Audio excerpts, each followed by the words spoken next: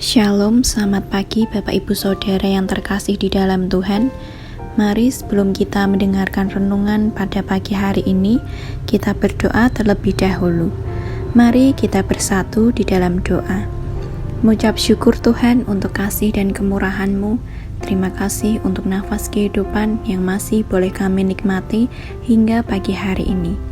Tuhan, sebentar lagi kami akan mendengarkan firman-Mu. Bukalah setiap hati dan pikiran kami untuk kami dapat mendengar dan menerima firman-Mu.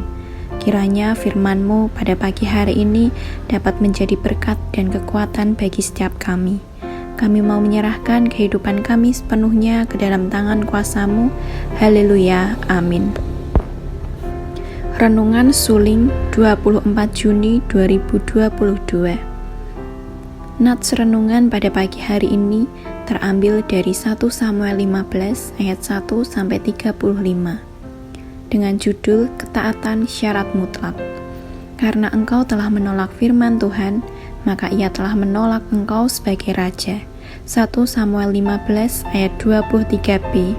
Hidup adalah sebuah pilihan.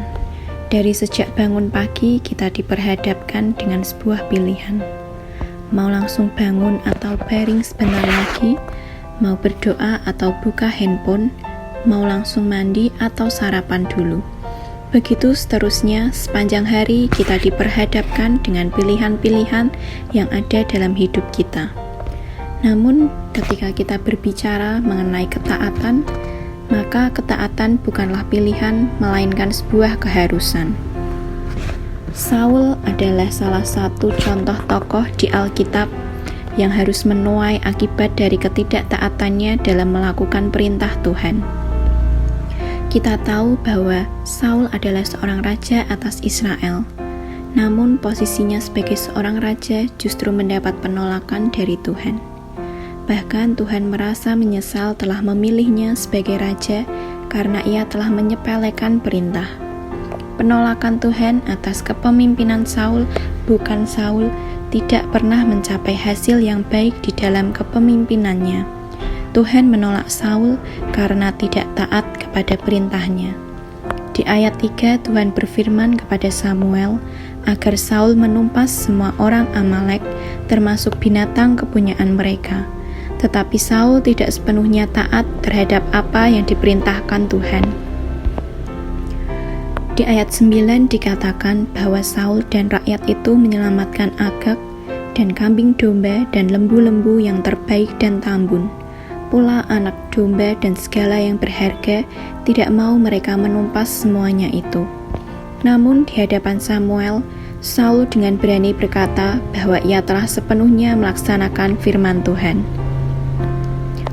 Bahkan Saul berpikir bahwa ternak-ternak tambun tersebut hendak ia persembahkan kepada Tuhan sebagai korban syukur kepada Tuhan.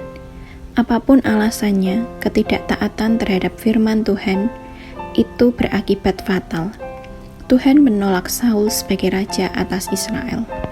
Mari belajar dari pengalaman hidup Saul, agar jangan pernah kita meremehkan dan mengabaikan perintah Tuhan. Belajar untuk taat itu tidaklah mudah, sangat banyak tantangannya. Jawaban Tuhan yang terasa lama atas setiap pergumulan kita, kadang bisa membuat kita ingin mengambil jalan pintas yang tidak berkenan di hadapannya.